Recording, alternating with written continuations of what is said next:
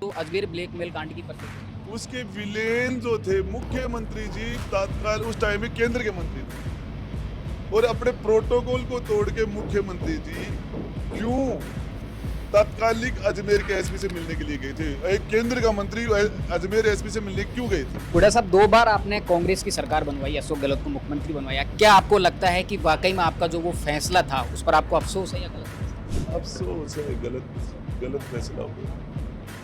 मेरा अधिकार था बोलने का, मेरा अधिकार था उसको टेबल करने का और अध्यक्ष जी ने मुझे नहीं किया। इसके बीच में धारीवाल जी को बोलने के लिए कह दिया। मैंने धारीवाल जी को कहा कि मुझे ये भी पता नहीं मैं बोलूं कहां से। 25 से ज्यादा मंत्री एक साथ मेरे ऊपर पड़ गए, इससे ज्यादा विधायक पड़ गए। अब एक आदमी के ऊपर इतने आदमी पड़ जाएंगे तो एक आदमी के ऊपर तो वो सारे डायरी छीनने के लिए ऐसे लग रहे थे कि वो पता नहीं वो डायरी नहीं होगी, वो सारे एक पूरी ताकत के साथ। देखिए, मैं आपको बताना चाह रहा हूँ, राजेंद्र हुड्डा को अपनी लड़ाई लड़ने के लिए किसी की जरूरत नहीं है।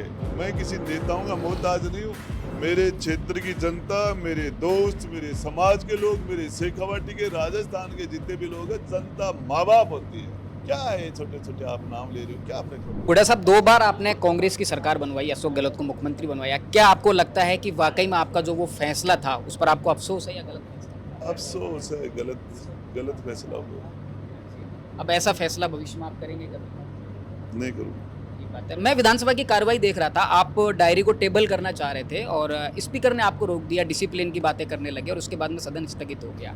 क्या लगता है कि स्पीकर खुद नहीं चाहते थे कि वो डायरी वहाँ पर टेबल? मेरा अधिकार था बोलने का, मेरा अधिकार था उसको टेबल करने का और अध्यक्ष जी ने मुझे नहीं किया। इसके बीच में धारीवाल जी को बोलने के लिए कह दिया। मैंने धारीवाल जी को कहा कि मुझे ये भी पता नहीं मैं बोलूं कहां से। मेरी मंत्री के रूप में जो सीट थी वो मंत्री के बाद में वो सीट पर जा ही नहीं सकता था और उसके बाद में मैं उस सीट पर जा नहीं सकता था। मैं बोलूं तो कहां से बोलूं, मैं बैठूं तो किस सीट पर बैठूं। विधायक के रूप में मुझे कोई सीट अलॉट नहीं की उन्होंने। तो ये मैं अध्यक्ष जी से पूछ रहा था कि मैं मंत्री के रूप में मेरी वो सीट नहीं है, मैं बोलूंगा कहाँ से, मुझे मेरी सीट कहाँ है और मैं ये डायरी टेबल करना चाह रहा हूँ, मैं बोलना चाह रहा हूँ। अध्यक्ष जी मेरी बात सुनने के लिए तैयार नहीं हो रहे थे। कैसे देखते हैं आप स्पीकर की भूमिका को, कैसे देखते हैं? वो खुद नहीं चाहते थे कि डायरी टेबल? वो भी घुमा फिरा के तो लास्ट में तो सदस्य तो पार्टी के तो होते हैं। धक्का मुक्की हुई आपके साथ, कौन कौन लोग शामिल थे? वो 25 से ज्यादा मंत्री एक साथ मेरे ऊपर पड़ गए, इससे ज्यादा विधायक पड़ गए।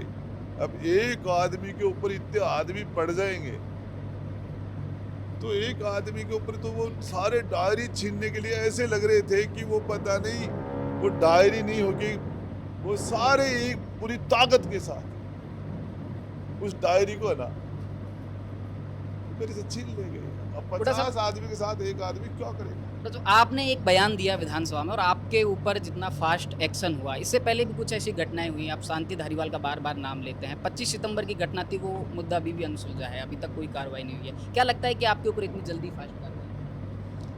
अब ये तो मैं तो यही कहना चाह रहा हूँ, बड़े से बड़े क्रिमिनल को भी उसके खिलाफ मुकदमा दर्ज होता है, इन्वेस्टिगेशन होती है, इन्वेस्टिगेशन के बाद में मुकदमे का चालान होता है, फिर मुकदमे में सेशन में कमिट होता है, फिर उस पर चार्ज लगता है, चार्ज में फिर गवाह लगते हैं, फिर सफाई के गवाह लगते हैं, फिर मुलजिम के बयान होते हैं, उसके बाद बहस होती है, तब फैसला होता है। एक सेकंड में फैसला कर दिया मेरे खिलाफ और उसकी भी अपील होती है। कोई बात नहीं, मैं बोलना चाह रहा था। आपने अजमेर ब्लैकमेल कांड का जिक्र किया, लाल डायरी में ऐसा कोई पन्ना भी था क्या जो अजमेर ब्लैकमेल कांड की परतें खोले? उसके विलेन जो थे मुख्यमंत्री जी तत्काल उस टाइम में केंद्र के मंत्री थे और अपने प्रोटोकॉल को तोड़ के मुख्यमंत्री जी क्यों तत्कालिक अजमेर के एसपी से मिलने के लिए गए थे। एक केंद्र का मंत्री अजमेर एसपी से मिलने क्यों गए थे। लाल डायरी में था ऐसा कोई पन्ना जो अजमेर ब्लैकमेल कांड की परतें खोलता? देखिए, ये सारी चीजें टाइम आने पर सामने आ जाएंगी आपकी और इस पे ये भी लड़ाई अभी शुरू हुई है, चलेगा। रंधावा जी डोटासरा जी कह रहे हैं कि आप बीजेपी से मिले हुए हैं और बात बीजेपी के विधायकों ने आपका समर्थन भी किया। देखिए वो एक पार्टी है जो विपक्ष में बैठती है। मैंने 2 बार मुख्यमंत्री बनाने में बीजेपी के खिलाफ इनकी मदद की है। राज्यसभा में मैंने 6 बार वोट दिया इनको। राष्ट्रपति में मैंने इनके कहने से 2 बार वोट दिया है। 2 बार इनकी हमने सरकार बनाई है। संकट में इनकी सरकार को हमने बचाया है। हम इनके लिए संकट मोचन का काम किया है। अब ये चार्ज लगा रहे हैं कि ये बीजेपी से मिले हुए हैं। बड़ा साहब, आपको नहीं लगता है कि आप अपनी लड़ाई में अकेले पड़ गए हैं? आप 5-5, 6-6 विधायक लेकर जाते हैं, सरकार बनवा देते हैं। अभी आप अकेले पड़ गए हैं, आपके साथी जो 5 विधायक थे वो इस पूरी लड़ाई में आपके साथ। देखिए मुझे तो पता ही नहीं कौन कहा था। मेरे ऊपर जिस व्यक्ति के ऊपर 20 क्विंटल से ज्यादा बोझ पड़ जाए उसको क्या पता कौन क्या कर रहा है, पता चलेगा। लेकिन आपके जो साथी 5 विधायक थे, अब जिन्होंने किसी की सरकार क्या बनवाई, मजबूरी है, किसी की उम्मीद है आपको वो आपके साथ आएंगे। देखिए न लेफ्ट में देखता हूँ न राइट में देखता हूँ, स्ट्रेट फॉरवर्ड आदमी हूँ, स्ट्रेट फॉरवर्ड सीधा देखता हूँ। और मुझे किसी की न मदद की जरूरत है, मैं मेरे जो मुझे ठीक लगता है वो करता हूँ। और सचिन पायलट के लिए बहुत मुखर थे आप, जब आपकी अपनी लड़ाई लड़ रहे हैं तो सचिन पायलट। देखिए मैं आपको बताना चाह रहा हूँ, राजेंद्र गुड्डा को अपनी लड़ाई लड़ने के लिए किसी की जरूरत नहीं है। मैं किसी नेताओं का मोहताज नहीं हूँ।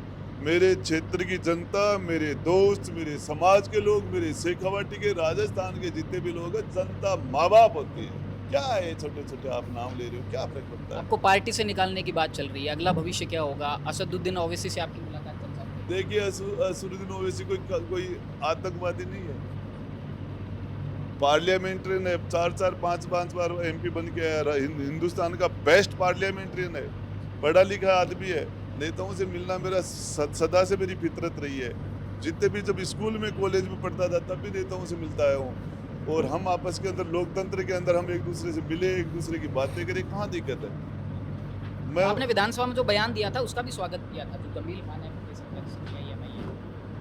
देखिए ये तो सारे लोग करते रहे, वो उनकी राजनीति है, वो तो अलग बात है। अब आप चुनावी मुद्दा बनाएंगे लाल डायरी को, चुनावों से पहले सार्वजनिक कर देंगे? देखिए अब आने वाले टाइम में क्या क्या होता है, लेकिन मैं आपको बता रहा हूँ कि ये जिस तरीके से मेरा तो ये ही कहना है कि असली दुष्कर्मी जेलों के अंदर नहीं सरकारों के अंदर है। कौन कौन? मंत्री परिषद का नार्को टेस्ट कराओ, सारा पता, दूध का दूध पानी का पानी हो जाएगा, पता चल जाएगा। टीवी के अंदर लाइव ऐसे मुझे बैठो, नाक में डालो, बोलेगा टपक टपक, उसकी सारी हिस्ट्री आ जाएगी। सबसे बड़ा वैज्ञानिक टेस्ट है, साइंटिफिक। दुनिया के सारी एजेंसियां उस पर विश्वास करती हैं। कौन मुलजिम है कौन नहीं, तो करा दो इनका, मेरा भी करा दो। पहला क्वेश्चन करो इनसे, तुम्हारे किस किस से तुम दुष्कर्म किए, बता देंगे सारे। दूध का दूध पानी का पानी हो जाएगा, मेरा भी करा दो।